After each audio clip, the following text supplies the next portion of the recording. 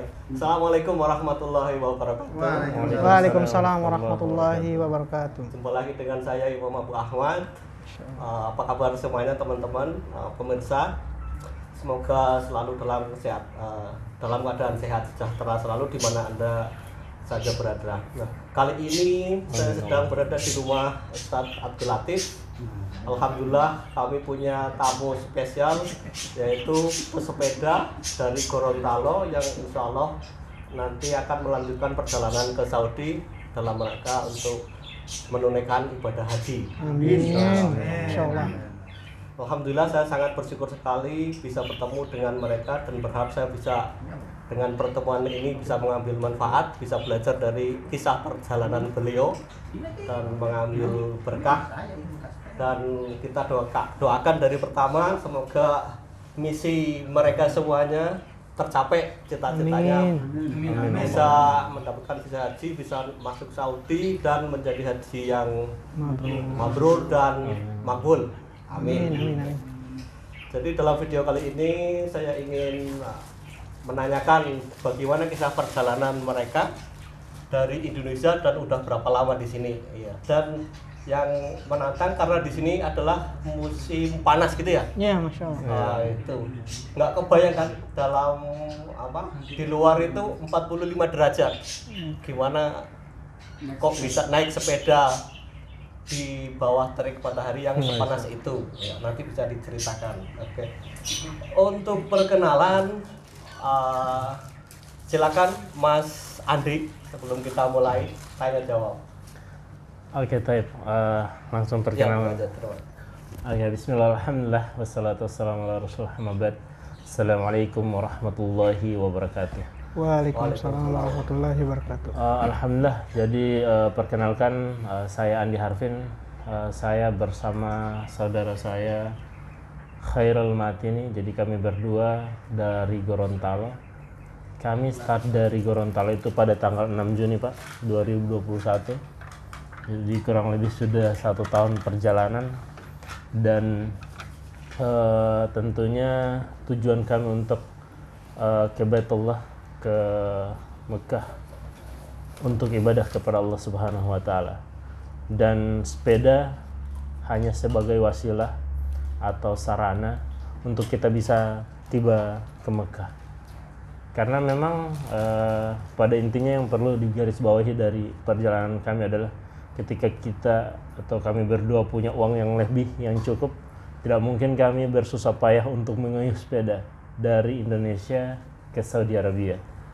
Ya, jadi itu motivasi dan niatnya bersepeda Untuk bersusah payah itu mau beribadah gitu ya, untuk naik haji tujuan utamanya kayak gitu ya. Beribadah. Nah, untuk naik haji memang kami berusaha semaksimal mungkin Pak untuk bisa ibadah haji ya.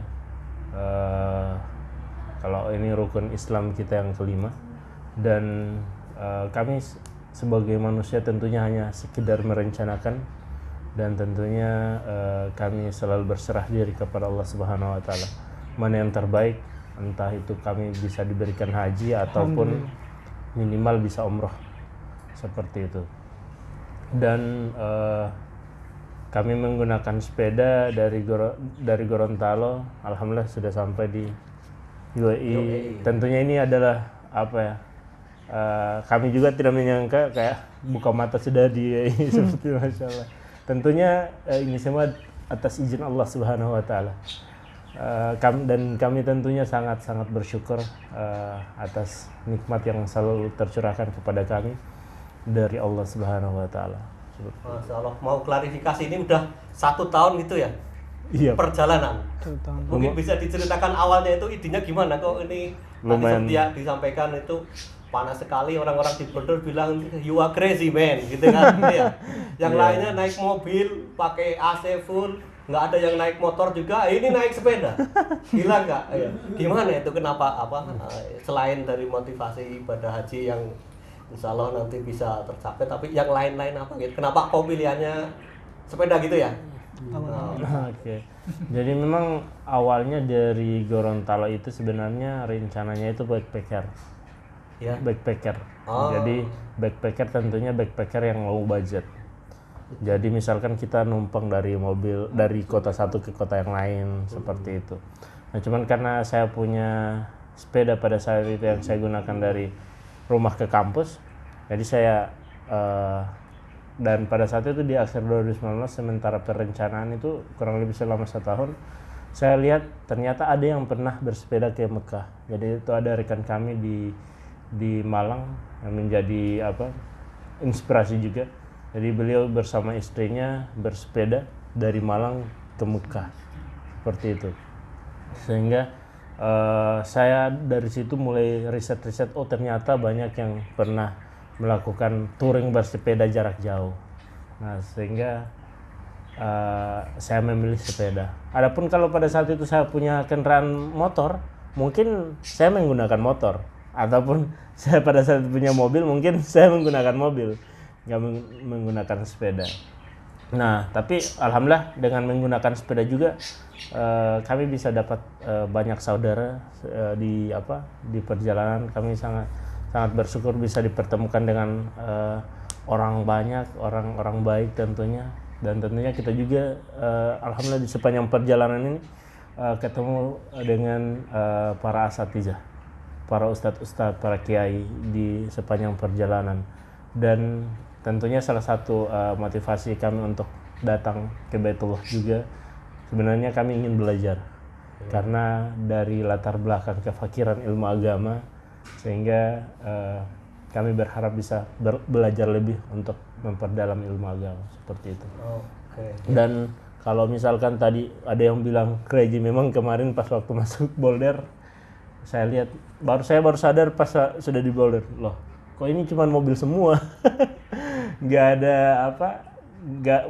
motor saja nggak ada, apalagi sepeda. Jadi ya berarti ya Masya Allah ya, luar biasa gitu ya. Bukan luar biasa Pak, tapi biasa di luar saja. Biasa di luar. Iya, kami kan biasa di luar Pak. Biasa di luar. Tadi tanya Ustadz Latif itu, Ustadz Fitra. Fitra. Ya. Itu kalau saya kasih sepeda nanti baliknya pakai sepeda mau nggak? Wah nggak berani katanya. Iya, perlu diketahui ya di negara Teluk gitu ya, itu sekarang musim panas mulai dari Juni sampai Agustus, September lah, Oktober udah mulai turun. Rata-rata sekarang itu 45 derajat gitu ya. Iya, Masya Allah. Saya mau nyetater mobil aja itu pegang steering itu panas sekali ya Pak. Nah ini sepeda gitu ya. Oke, balik lagi setelah akhirnya memutuskan pakai sepeda, itu persiapan apa yang dilakukan ya sebelum kesini? Apa saja yang dipersiapkan? Jadi tentunya persiapan itu apa Pak Ron? Tentunya yang pertama kita riset berbagai macam data terkait negara-negara yang kita akan lalui, dan mengumpulkan kontak-kontak teman-teman yang sudah pernah ke luar negeri, yang sudah berpengalaman. Kita banyak sharing dengan mereka. Research dulu. Iya, riset dulu. Tentunya kita juga jalan bukan hanya sekedar jalan sudah yang penting ada Allah, kita jalan, tapi kita penuh dengan ikhtiar mencari ilmu pelajaran perjalanan. Jadi kita bukan hanya sudah pas terpikirkan langsung jalan. Tentunya ada beberapa persiapan seperti itu. Jadi riset dari orang-orang yang berpengalaman touring internasional. Jadi kami belajar dari teman-teman petouring internasional, petouring sepeda internasional. Adapun ada juga petouring motor seperti yang kemarin Mas Lili yang pernah berjumpa sama. Ya, beliau juga sempat di sini dan sempat mampir ke rumah. Nanti disalah ke rumah ya. Oh baik, Insyaallah, Masya Allah.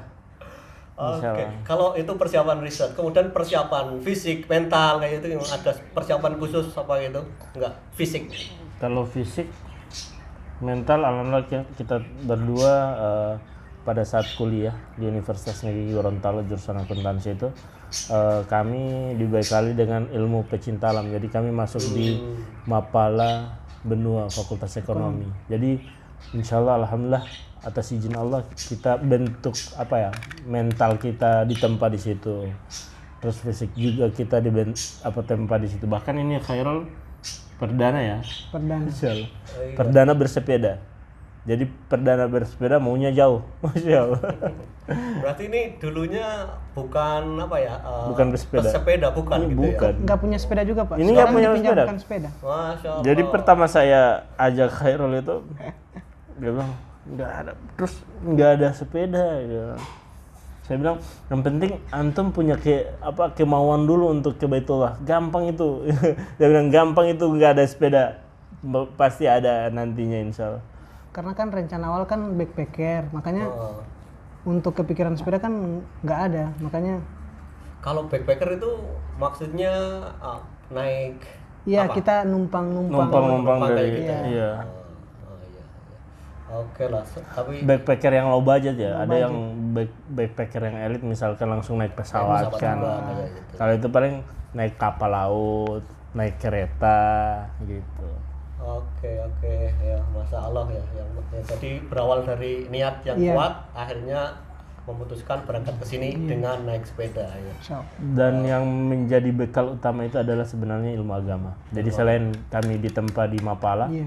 terkait dengan fisik dan ilmu navigasi, ilmu survive, kami diperkuat lagi alhamdulillah dengan ilmu agama yang kami yakin dan percaya bahwa di setiap harinya kami punya rezeki yang tidak akan pernah tertukar. Oke. Saya berpikir sedangkan orang yang pasif, yang berdiam diri, dia bisa makan, dia bisa dapat rezeki misalkan. Apalagi kita yang Allah berikan kemampuan misalkan berpikir bagaimana survive, mencari kebutuhan sehari-hari dan lain sebagainya. Dan yang kedua adalah terkait dengan keamanan. Jadi ini dua yang sering yang menjadi kerisauan misalkan keluarga dan teman-teman. Iya, Terkait khawatir dengan lah. rezeki, dengan yang kedua adalah keamanan. Nah, saya dari sedikit ilmu agama yang saya pelajari adalah keamanan itu, yang memberikan keamanan itu kepada kita adalah Allah Subhanahu wa taala. Sehingga kita selalu memohon kepada Allah agar selalu diberikan kemudahan dan diberikan keamanan, dijauhkan dari mara bahaya. Dan tentunya persiapan kami adalah bagaimana cara menghindari mara bahaya itu, bukan kita menerobos mara bahaya itu. Contoh misalkan kemarin di Myanmar itu memang tidak kondusif untuk dilewati, sehingga kami harus cari alternatif. Jadi kalau untuk dari persiapan itu kita sudah pelajari tiap-tiap daerah, kira-kira ketika kita tidak bisa masuk ke ini ada plan B, ada plan C. Ketika tidak bisa masuk ini ada plan D, bahkan sampai plan Z. A sampai Z. Oke, ya. Mumpung ingat ya, nanti nggak apa-apa loncat-loncat. iya, Rutenya itu gimana? Plan yang pertama itu, rencana pertamanya itu rute bisa diceritakan awalnya dari Indonesia, kemudian sampai ke sini itu rencananya lewat mana saja ya? Bisa diceritakan? Iya, jadi pada garis besarnya itu untuk rute perjalanan dari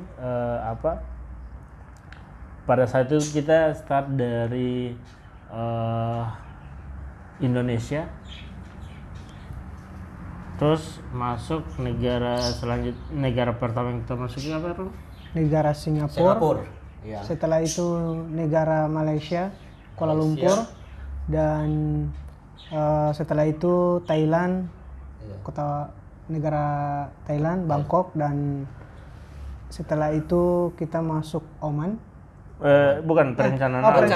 Perencanaan awal itu dari setelah Thailand, Myanmar, India, Pakistan, Iran, kemudian kita naik kapal laut dari Iran ke Sharjah, Dubai. Ya biasanya. Setelah Dubai, Arab Saudi insya Allah. Ya itu ya yang saya tahu juga rencana seperti yang saya tahu dari Pak Lili itu, beliau juga menempuh rute yang seperti itu. Jadi Indonesia, Singapura, Malaysia, Thailand, Myanmar, India, Pakistan, Iran, terus ke Dubai dengan pesawat. Nah, karena ada sesuatu dan lain hal, katanya tadi ada konflik di mana Myanmar, jadi dari sana nggak bisa masuk lewat jalan darat, kemudian nggak ada juga jalan laut. Jadi kan plan A kita jalan darat ya, plan B kita cari jalan laut, plan C kita terbang. Jadi kalau sudah nggak ada, terpaksa mau tidak mau harus terbang daripada balik ke Indonesia.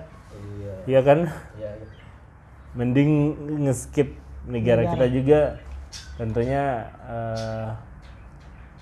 tetap safety dalam perjalanan. Oke, ini tadi yang benar ini sudah perjalanan 1 tahun ya? 1 tahun. Iya. 1 tahun. Yang paling lama di mana ini? Di Indonesia sih. Di Indonesia. Di Indonesia itu kita sekitar hampir 9 bulan. 9 bulan. Kok bisa lama sekali? Mungkin bisa diceritakan itu kenapa bisa lama kayak gitu? Awalnya perencanaan di Indonesia itu cuma 6 bulan. 6 bulan di Indonesia itu, jadi kita dalam sebelum ke luar negeri kita persiapannya di Indonesia. Jadi dari Gorontalo sampai Makassar kita belajar bahasa Arab di Makassar selama 1 bulan. Perencanaan. Setelah itu di Kediri kita belajar bahasa Inggris untuk persiapan bahasa Inggris selama 2 minggu. Mantap. Nah, terus di Jakarta kita 2 bulan untuk persiapan dokumen-dokumen perjalanan berupa visa. Cuman memang qadarullah waktu kita di sekitar bulan Desember sampai Januari itu kita di Jakarta membuat kita tidak dapat visa pada saat itu karena kondisi yang pada saat itu masih pandemi. Pandemi gitu ya. Nah, sehingga selama 2 bulan kami di Jakarta kami memutuskan untuk melanjutkan perjalanan dan berharap pada saat kita sudah masuk di luar negeri, kan kalau ASEAN masih bebas visa tuh. Misalkan Singapura, Malaysia, Thailand, Myanmar itu bebas visa. Nah, 30 hari. Nah, tapi jadi kami berharap ketika misalkan sudah masuk di Thailand bisa apply visa, misalkan electronic visa atau visa on arrival. Karena saya tahu kami misalkan India itu bisa visa tersebut, electronic visa atau visa on arrival. Qadarullah regulasi terbaru dari India itu kami tidak bisa menggunakan visa itu, sehingga kami harus balik ke Indonesia untuk pengurusan. Nah, saya mikir daripada balik ke Indonesia terus ke India, mending saya skip India langsung ke Oman. Karena Oman alhamdulillah untuk pengurusannya easy, mudah ya. Iya, jadi nggak bisa jalan darat ke lewat India, akhirnya langsung dari jalur udara juga ke India nggak bisa ya, harus apply dari Indonesia. Iya, jadi kalau minta tolong dari teman di Indonesia nggak bisa. sudah coba jadi ada tim juga di Indonesia yang bantu. Dan awalnya kita dibolak-balik kan. Jadi pertama duta besar India yang ada di Jakarta bilang bisa kita apply visa di Bangkok. Pas kami datang ke kedutaan India yang ada di Bangkok, katanya harus balik ke Indonesia. Kami bilang ya udah kalau begitu kayaknya ini memang rencana Allah ya. Karena kemarin sempat tertahan pas pandemi, disuruh cepat langsung ke Oman. Nah, kemarin itu memang 9 bulan itu karena itu. Jadi Khairul juga pernah sakit selama sebulan di Bekasi. Jadi pemulihan full. Jadi kami tertahan di Batam juga selama sebulan untuk menunggu Singapura dan Malaysia buka tanpa karantina. Dan tentunya untuk persiapan kami di Indonesia itu kami menjual t-shirt di tiap-tiap kota yang kami lewati. Jual t-shirt gitu ya? Iya. Nah, jadi ini yang menjadi t-shirt apa itu? Berupa kaos sama jersey yang seperti ini. Jadi teman-teman yang ingin mensupport perjalanan kami bisa beli t-shirt. Nanti hubungi akun di bawah ini ya. Insyaallah. Oh iya. Oke, ya bagus ya. Jadi itu banyak orang yang bilang coba buat buat flyer yang open donasi pada saat waktu start. Cuman kami bilang jangan, karena perjalanan kami untuk ibadah, jadi kami nggak mau ngemis kepada orang untuk perjalanan kami ini. Sehingga kami buat itu t-shirt untuk dijual. Alhamdulillah pada saat start banyak orang yang bantu untuk beli. Dan alhamdulillah juga dari Gorontalo sampai di UAE ini, alhamdulillah banyak yang support perjalanan kami. Alhamdulillah. Salah satunya Ustadz Abdul Latif. Terima kasih Ustadz yang sementara di Masya Allah. Jadi banyak, alhamdulillah di setiap negara begitu juga. Kemarin di Oman banyak warga negara Indonesia yang ada di Oman yang yang mensupport perjalanan kami, jadi kami diberikan tempat nginap dan lain sebagainya. Alhamdulillah. Iya, oke. Ini gimana naik sepeda itu perkiraan apa ongkosnya itu gimana? Lebih murah atau lebih mahal atau lebih capek kayak gitu kan? Kalau Jadi ada pertimbangan nggak seperti itu? Mungkin kalau dari lihat selama perjalanan 1 tahun kan mungkin malah uang di jalan itu habis banyak gitu kan? Itu gimana? Oke. Memang kalau kita pakai hitung-hitungan manusia, uang pada saat naik pesawat dengan akumulasi semua biaya perjalanan naik sepeda, tentunya naik pesawat lebih murah. Nah, ya itu poin saya tuh. Iya, naik pesawat lebih murah. Cuman perbedaannya adalah kalau naik pesawat itu kita harus mengumpulkan uang sekaligus. Oh ya, oke. Beda halnya ketika kita jalan seperti ini bersepeda, itu pendanaannya itu step by step. Betul. Jadi berawal dari yang tadi, konsep kita punya rezeki yang tiap harinya tidak akan tertukar. Benar? Ya, harus yakin itu ya. Yakin, ya benar, karena kita sebagai orang Dan sudah terbukti.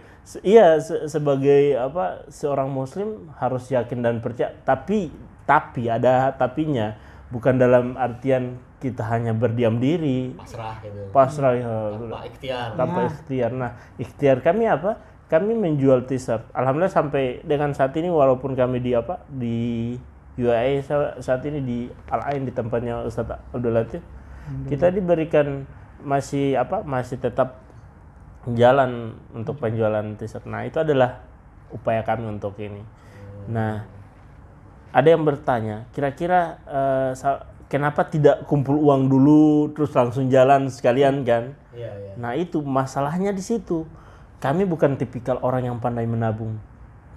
Jadi karena saya jujur ya, saya pernah mencoba untuk menabung, akhirnya tabungannya kecongkel.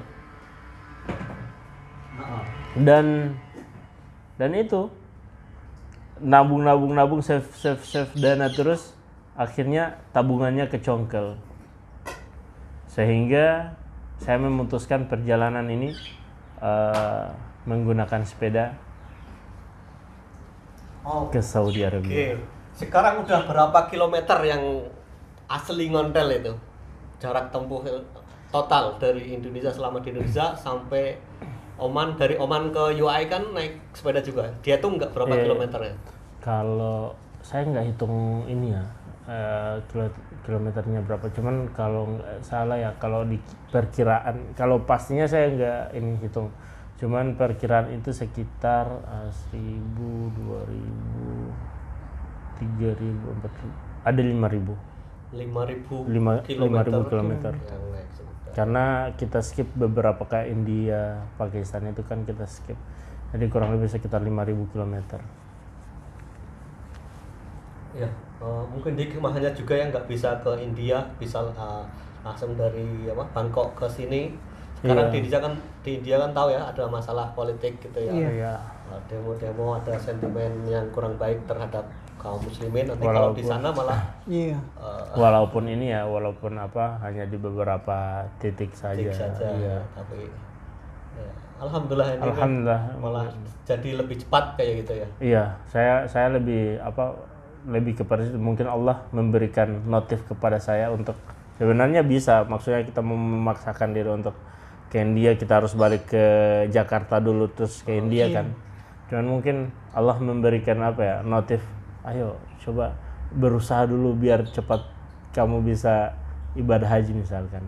Sehingga ini kami masih terus ikhtiar untuk insyaallah bisa atas izin Allah, insyaallah. Oke, insyaallah sampai Saudi. Amin, Allahumma amin. Bisa naik haji. Amin. Amin. Oke. Rencana setelah dari sini kan nanti rute perjalanan gimana? Dari sini kita mau ke Abu Dhabi dulu. Abu Dhabi dulu, Abu Dhabi ya. dulu. Kami mau Ikhtiar. konsultasi juga dengan KBRI tentunya sebagai perwakilannya, sebagai orang tua kami di luar negeri ya, di UAE. Jadi kami mau, jadi rencana itu paling untuk pengurusan itu paling kami akan mengajukan di kedutaan Saudi yang ada di UAE misalkan, dan masih pokoknya insya Allah masih berusaha, pokoknya bagaimanapun jalannya kami akan berusaha semaksimal mungkin, dan tentunya kami hanya sebagai manusia biasa yang penuh dengan perencanaan, dan kami selebihnya kami serahkan kepada Allah Subhanahu wa taala. Insya Allah dipermudah ya. Amin. Saya bayangin naik sepeda, bawa barang banyak, kemudian di Indonesia hujan, panas, terus macam-macam gitu kan, ya kan? Selama di Indonesia kan 6 bulan, 7 bulan kayak gitu ya. Nah, itu yang dibawa itu apa aja? Misalnya kan apa ya? Nggak mesti nginep di rumah orang, kadang-kadang di tengah jalan ada gangguan apa kayak gitu. Oke, pertanyaannya gini aja. Kendala selama perjalanan itu apa? Suka apa, dukanya itu apa? Kendala selama yang dialami dari Indonesia sampai di sini yang paling susah kayak. Kalau kami alhamdulillah suka semua Pak ya. Suka semuanya. Ya walaupun tanjakan kami suka. Karena apa ya? Motivasi kami ke Baitullah itu lebih kuat daripada kesusahan di jalan. Jadi sehingga walaupun capek tetap digoes, nggak kapok-kapok, berarti suka dong. Betul. Bener nggak? Pernah tidur di luar tenda, gelar tenda? Pernah. Jadi kami itu kan bawa, karena kami kan anak pecinta alam itu pasti bawa bekal. Jadi dalam apa? Kami diajarkan manajemen perjalanan. Jadi dalam manajemen perjalanan itu ada pra. Jadi pra itu kita mempersiapkan segala sesuatu yang kita butuhkan. Kami bawa tenda, bawa alat-alat outdoor, bawa alat-alat masak. Dan qadarullah kita bisa buka itu tenda itu nanti di Thailand. Selama di Indonesia? Selama di Indonesia nggak pernah. Karena memang berapa kali masak di Indonesia? Masak sendiri? Kalau di Indonesia pernah masak di beberapa tempat. Beberapa tempat gitu ya. Belanja sendiri, pergi ke pasar sendiri. Alhamdulillah. Masya Allah ya, luar Iya, biasa. karena selalu diberikan kemudahan. Walaupun pandemi kita memberanikan diri untuk apa? Sebenarnya kan pandemi ini adalah kendala kita. Tapi alhamdulillah diberikan kemudahan, walaupun pandemi bisa sampai di Al-Ain di tempatnya Ustadz Abdul Latif ya kan, alhamdulillah. Vaksin udah. Gimana nih ceritanya sampai apa? Ketemu Pak Abdul Latif ini, kok bisa sampai di sini? Iya, tentunya itu adalah perencanaan Allah. Padahal saya nggak lewat Al-Ain rencananya. Nah ini kan, ini salah satu bukti. Kami hanya sekedar merencanakan, tapi Allah berikan kemudahan untuk bertemu dengan Ustadz Abdul Latif, tentunya itu dari Mas Lili. Jadi Mas Lili yang hubungkan kami dengan Ustadz Abdul Latif.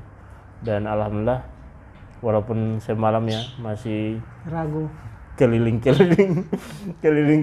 di apa. Jadi semalam kami kan tiba kemarin di lewat border Buraimi Al-Ain. Nah, terus tiba di sini itu nanti jam 10:30, sehingga saya terus pada saat itu pas tiba di depan situ HP saya mati, nggak bisa ngehubungin. Saya juga takut salah orang. Tapi udah sampai di tempat sini ya? Iya, tepat di depan gerbang kan sudah dikirim lokasinya kan. Nah, saya juga perasaan loh ini sudah malam, terus bertamu malam-malam tengah malam, padahal kata Ustadz Abdul Latif, sedangkan teman-temannya sampai jam 3 malam, jam 4 nggak tahu diri. banyak yang datang, walaupun ini kata beliau nggak apa-apa. Cuman alhamdulillah kita manfaatkan waktu malam itu keliling Al-Ain, putar-putar. Jadi ketemu dengan beberapa orang alhamdulillah. Dan pas setelah sholat subuh ketemu sama Ustadz Abdul Latif. banyak kisah-kisah seru ya Pak. Jadi insya Allah itu menjadi momen yang tidak akan dilupakan oleh Ustadz Abdul Latif. Jangan sampai kan setelah ini terus ketemu di mana gitu langsung dia bilang siapa ya? Kan langsung saya bilang itu loh Pak yang sempat kemalaman nggak keliling-keliling nggak dapat rumah gitu. Iya, iya, iya. Sempat tidur di dekat masjid saya itu ya. Iya, Iya. semalam Tidur nggak? tidur tapi cuman kayak tidur apa Karena- power nap. Jadi tidur sebentar langsung meluruskan bangun, pinggang gitu. tapi pas ini langsung melek lagi keliling-keliling. Iya, iya, iya. Oh ya, selama musim panas ini naik sepeda kan, ya nggak kebayang ya. Suhunya 45 derajat. Iya, Dari Muscat. Oman ke Muscat. sini itu gimana? Ada jadwal tertentu atau trik tertentu bisa Iya. sampai di sini sekitar 400 kiloan kan kalau nggak salah. Jadi kita berasa kayak di zamannya Rasulullah ya, maksudnya pada saat safar di musim panas. Jadi memang safar di gurun yang memang panasnya itu